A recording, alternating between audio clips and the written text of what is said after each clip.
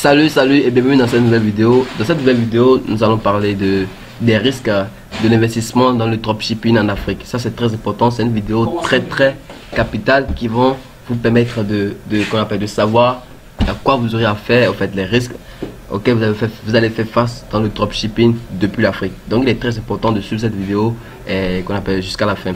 D'abord, la première des choses que vous devez faire, c'est de vous abonner à cette chaîne YouTube. Sur cette chaîne YouTube, nous parlons de l'entrepreneuriat en ligne, du dropshipping, de l'affiliation, création d'agences marketing, de tout ce qui a trait avec les business en ligne. D'abord, nous allons commencer rapidement. Je vais vous partager essentiellement trois risques très importants, très importants plutôt, à savoir, et c'est des risques que je vais vous expliquer chacun de ces risques que vous devez prendre en compte ces problèmes afin de pouvoir en fait optimiser votre business, afin de ne pas avoir assez de problèmes dans la réalisation de vos activités dans le dropshipping. D'abord, le premier risque que j'ai écrit, c'est que dans le dropshipping, vous courez le plus grand risque de perdre beaucoup d'argent. Ça c'est très important, c'est très capital. Vous voyez, beaucoup de gens, quand ils veulent se lancer dans le dropshipping, et principalement en Afrique, ils pensent que c'est un peu un business que tu peux commencer à partir de rien. Ça, je peux vous garantir que c'est faux. Vous ne pouvez pas commencer le dropshipping à partir de rien. Ça, c'est vraiment pas... Je ne pourrais même pas vous dire que c'est possible. Ne pensez même plus jamais ça. Parce que le dropshipping, c'est un business ultra concurrentiel. Imagine un instant, quelqu'un qui est peut-être au Sénégal et qui a peut-être 100 000 à investir dans la publicité. Le marché qu'il est en train de targeter, ça voudra dire le marché qu'il cible, c'est ce même marché que les gens qui investissent plus de 1 million qui targetent. Donc dans le dropshipping, essayez de voir que avant de démarrer même la publicité, ayez d'abord tout le budget nécessaire qui va vous permettre de pouvoir investir dans la publicité jusqu'au moment où vous aurez des résultats. Je m'explique. Imaginez un instant que vous commencez le dropshipping et vous avez investi peut-être 100 000 francs et vous n'avez pas de résultats, et là vous abandonnez. Un mois après, vous arrivez à collecter d'autres argent de 100 000, vous n'avez pas de résultat. Et 2 mois après, vous arrivez à collecter 500 000 et vous n'avez pas de résultat. C'est que vous serez en train de faire cela chaque fois, mais vous n'aurez jamais de résultat. Donc c'est un risque qui vous guette. Vous voyez, ça vous guette. Et donc j'ai déjà cité les points à prendre en compte. Il y a le problème de fournisseur. Le fournisseur, vous allez essayer de trouver de bons fournisseurs pour ne pas avoir de problème au niveau de fournisseur. Peut-être le fournisseur ne va pas livrer le produit, tout ça. Donc si le fournisseur vous fait un faux tour, vous aurez un problème, vous allez investir inutilement. Après ça, la publicité, c'est la chose la plus importante dans le dropshipping.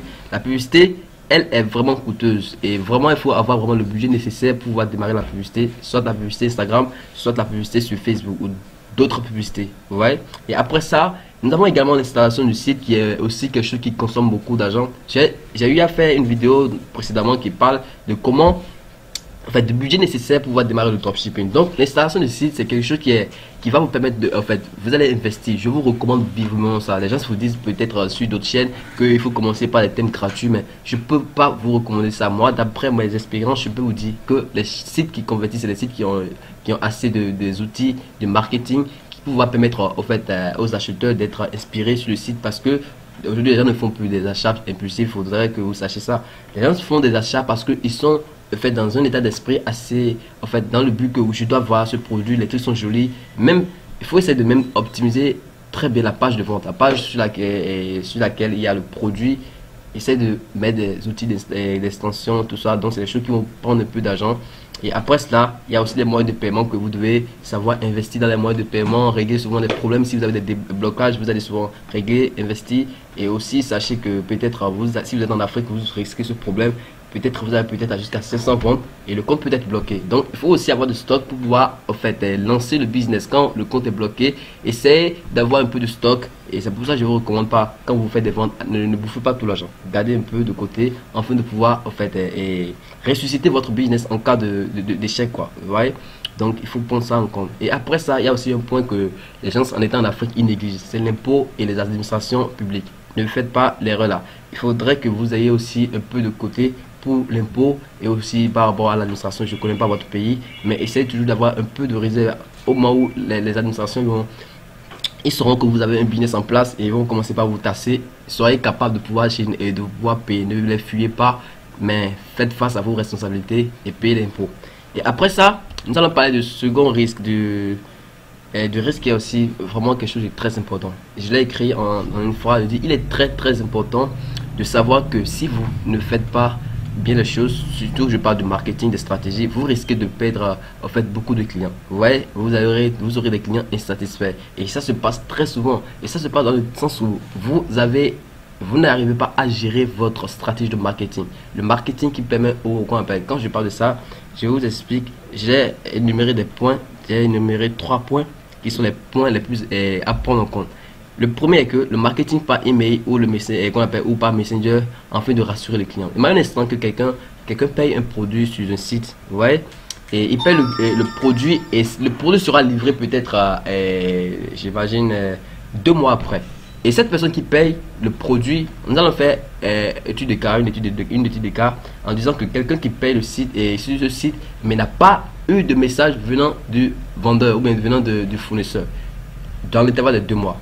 On peut dire que cette personne peut demander de remboursement. Mais par contre, quelqu'un qui, dans cet intervalle de temps, a reçu des messages venant de la part du fournisseur en disant que oui, votre produit est en cours de livraison, que ça viendra tout près. 2 semaines, il y a des mails, 1 semaine, il y a des mails, et 1 mois, 2 mois, 3 mois, jusqu'au moment où le produit est livré. Donc ça attire, ça empêche à ce que les clients soient insatisfaits. Et aussi, la chose la plus importante, et bon, il y a aussi, je parle de ceci après, je parle de ça, c'est la fiabilité du fournisseur. Essayez de trouver un bon fournisseur sur AliExpress. Si vous ne le savez pas le faire, essayez de vous former et trouver de bons fournisseurs pour ne pas avoir à faire avec ces genres de problèmes où le fournisseur va prendre l'argent et ne sera plus capable de pouvoir livrer le produit. Donc actuellement il y a des stratégies qui sont en train de mettre en place pour pouvoir gérer certains produits et cette situation. Dans les vidéos prochaines, je vais vous parler de la stratégie que vous pouvez adopter pour avoir aussi du bon fournisseur. Donc le troisième point, c'est la description des produits sur le site. Ça, c'est très très important. Imaginez un instant, vous voulez payer un produit où l'image que est sur le produit est contraire aux descriptions du produit. Donc, il est très important que dans votre page de vente, écrivez nécessairement les descriptions exactes. Ouais, les descriptions exactes du produit. Ça, c'est très très très important. Donc, n'allez pas mettre les informations d'un produit dont vous n'avez pas sur le site et que quand le client va payer le produit, il ne sera plus en mesure de recevoir son produit, mais il va recevoir un produit contraire. Là maintenant, vous allez perdre le produit et vous serez en position de pouvoir payer le client. Donc ça, c'est aussi un grand risque qui vous guette énormément si vous faites le dropshipping depuis l'Afrique. Et ce problème, c'est partout, hein. C'est pas seulement pour les Africains, mais moi je m'adresse essentiellement aux Africains qui veulent se lancer dans le dropshipping. Ça fait partie des risques les plus importants. Après ça, nous allons parler du troisième risque. Le troisième risque, parce que je vous ai dit dans cette vidéo, je vais vous partager essentiellement 3 risques. Une fois que vous faites le dropshipping, vous serez confronté à des difficultés liées aux moyens de paiement. Ça, c'est la moindre des choses. Ça, même si vous êtes en Europe, aux États-Unis, peu importe là où vous êtes, vous aurez ce problème. Parce que ces systèmes-là, c'est des robots, c'est des algorithmes. Et quand l'algorithme commence à voir qu'il y a certaines activités qui sont inhabituelles, et ils vont forcément bloquer votre compte. Donc qu'est-ce que vous allez faire? C'est de savoir de faire très très attention aux actions que vous menez sur vos différents comptes, soit le compte PayPal, soit le compte Pioneer, le compte Stripe, tout ça.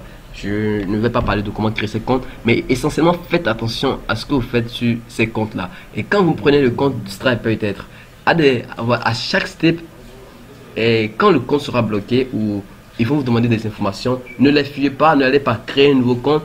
Mais par contre, débloquez cette étape parce que quand vous débloquez peut-être une étape de $500, sûrement que vous ne serez plus bloqué quand vous allez recevoir $500. Et c'est la manière quand vous faites jusqu'à 10 000, 30 000 et vous confirmez chaque fois, vous n'aurez plus de problème de confirmation avec des petites sommes. Donc, essayez de faire très très attention. Et les actions que vous faites, surtout sur les actions que vous effectuez sur votre compte. Donc, c'est la solution idéale. Et c'est de faire très très très attention à ça. Donc je crois que ces 3 risques, c'est des risques que vous allez essayer de gérer. Et si on allait faire un peu de retour, vous aurez des clients satisfaits. Après ça, vous courez le fait que vous allez perdre beaucoup d'argent. Mais tout ça, je crois que vous avez compris un peu. Si vous n'avez pas bien compris, essayez de mettre un commentaire dans la description. Et essayez de mettre un commentaire. Et dans la vidéo prochaine, je vais expliquer. Je crois que nous sommes venus à la fin de cette vidéo. N'oubliez pas de vous abonner à la chaîne YouTube parce que cette chaîne YouTube, nous partageons assez d'informations liées au dropshipping. mes informations sont dans qu'on appelle dans la description. Et je vous informe que j'ai un programme qu'on appelle d'accompagnement qui est en cours et que prochainement je vais vous partager avec exactement avec capture d'écran, avec enregistrement d'écran qui va vous permettre de comprendre tous les atouts que vous aurez avec ce programme. Alors, merci beaucoup et à la prochaine.